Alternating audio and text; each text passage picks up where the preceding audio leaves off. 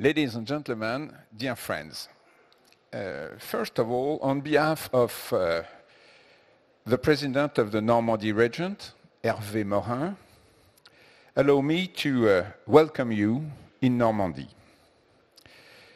I hope that you fully enjoy your stay in Normandy because you have a magnificent bay.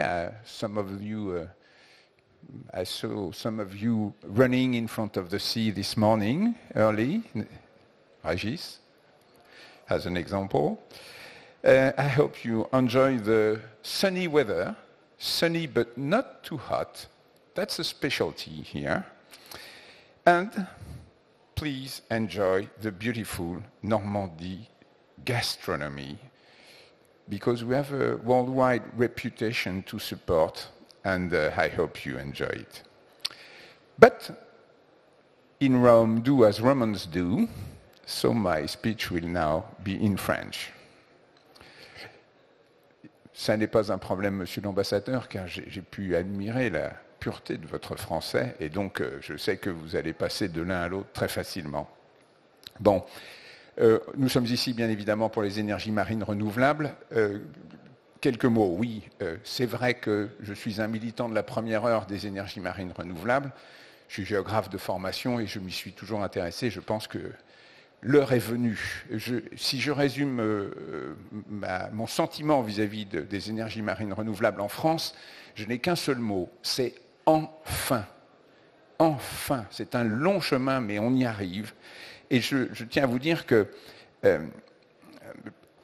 il y a 640 km de côte en Normandie, 640 km de côte. Et tous mes collègues maires vous disent, dépêchons-nous, ça monte, il y a vraiment une urgence climatique. On est d'accord, il n'y a plus aucun climato-sceptique de nos jours. Il y a eu autrefois, ça n'est plus le cas. Et maintenant, tous les maires du littoral, qui vont se réunir très prochainement sur les bords de la Méditerranée, vous disent nous sommes confrontés à une réalité qui va vite. Et donc, nous qui promouvons les énergies marines renouvelables, nous devons aller vite. La deuxième idée, c'est que nous devons aussi mesurer exactement les impacts de ce changement climatique. Vous le savez, le président de région en Normandie a décidé de créer un GIEC normand, c'est-à-dire l'équivalent du comité international, mais appliqué à la Normandie. Pourquoi ? Eh bien, tout simplement parce que les jeunes générations, nous intervenions beaucoup dans les lycées, et nous sommes aperçus que les lycéens, lorsqu'on leur parlait de réchauffement climatique, partaient très loin au nord, et nous parlaient de ce pauvre ours blanc, ours polaire, tout seul sur son morceau de banquise qui se détache, et dont l'habitat est en danger. Et donc, bien évidemment, nous sommes très préoccupés par la situation en Arctique, je ne sais pas, monsieur l'ambassadeur, mais l'idée était aussi de dire à tous ces jeunes, attendez, le changement climatique, c'est aussi chez nous, et nous devons le mesurer, et nous devons voir ces effets du changement climatique.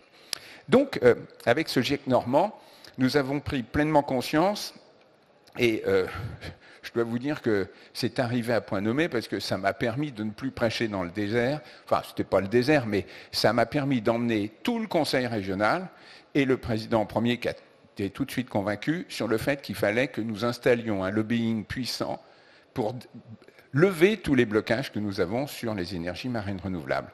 Parce qu'il y en a eu. Songez que Jean-Louis Borloo, avec lequel j'ai longtemps travaillé, il y a 11 ans, lance les parcs éoliens. Et pour le moment, ce n'est seulement que la semaine dernière qu'on a réussi pour la première fois à injecter de l'énergie, de l'électricité. Un autre exemple, un contre-exemple, il y a 5 ans, nos collègues anglais ont décidé d'un parc éolien juste en face, de l'autre côté de la Manche. Il y a 5 ans, ils l'ont décidé, il tourne. D'accord ? Donc nous, 11 ans, on y arrive à peine. 5 ans, c'est déjà fait. Donc on voit bien qu'il y a une différence dans l'efficacité collective et que nos collègues anglais ont été meilleurs que nous, il faut le dire, ou on a été moins bons qu'eux. Et donc je pense qu'il est temps, maintenant, je le dis, à la puissance publique, qui en a pris conscience, qu'il faut que ça aille plus vite. Un dernier petit mot pour vous dire que la Normandie, bien évidemment, c'est tu l'as dit, 3 parcs historiques dès le début, et puis 1+1, donc pour moi, j'ai tendance à dire 5 parcs réalisés ou en projet. Ça fait de nous la première région française pour l'éolien offshore, et nous n'abandonnons pas non plus l'hydrolien, d'accord, nous avons un des 3 plus grands courants. Alors, bon, ça se mesure, parce que je n'ai pas les chiffres des Japonais, mais tu dois les avoir, Marc, mais en gros, il y a la baie de Fundy au Canada, il y a le nord de l'Écosse, et puis le raz Blanchard, qui sont dans les puissants courants qui peuvent être utilisés pour produire de l'énergie. Donc je pense que ça serait bien que l'État revienne sur sa position. Mais j'ai eu les contacts hier avec la direction de l'énergie et du climat du ministère, et ils sont arrivés à la conclusion qu'il faut qu'on revienne sur l'hydrolien, c'est indispensable à notre programmation énergétique. Donc j'ai bon espoir, c'est une juste récompense de tous nos efforts, et même si je prêche pour ma région, la Normandie, je dois dire que nous avons réussi à monter une alliance des régions du Grand Ouest, puisqu'on a beaucoup travaillé avec la Bretagne, beaucoup travaillé avec les Pays de la Loire, et mes amis, je vous annonce qu'on va aussi continuer à lobbyer pour que l'éolien flottant se développe rapidement. Nous avons des gisements, et ce n'est pas parce que la Normandie a déjà 5 projets sur le posé que nous renonçons au flottant et à l'hydrolien. Donc vraiment, il y a un huge commitment, un engagement très fort de la région Normandie sur ces énergies marines renouvelables. Nous sommes prêts sur le plan industriel, nous sommes prêts sur le plan de la formation, nous travaillons pour la conciliation des usages, puisque le gros sujet tout de suite, c'est bien évidemment de ne pas jouer une activité contre une autre. Je prends par exemple l'exemple de la pêche. Nous avons à discuter avec les pêcheurs, mais pour moi, je sais que les exemples sont...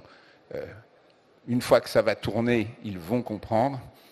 Il faut absolument que nous réconcilions le monde de la pêche et le monde de l'éolien offshore, de même que le monde de la navigation commerciale, des exigences de la marine, des gravières, des dragages de port.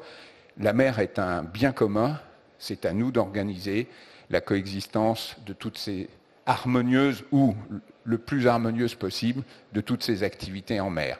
Soyez certains que c'est la direction que nous avons en Normandie, et vous pouvez compter sur notre énergie et mon total dévouement à cette formidable cause qui est de faire notre transition énergétique et écologique. Merci de votre attention.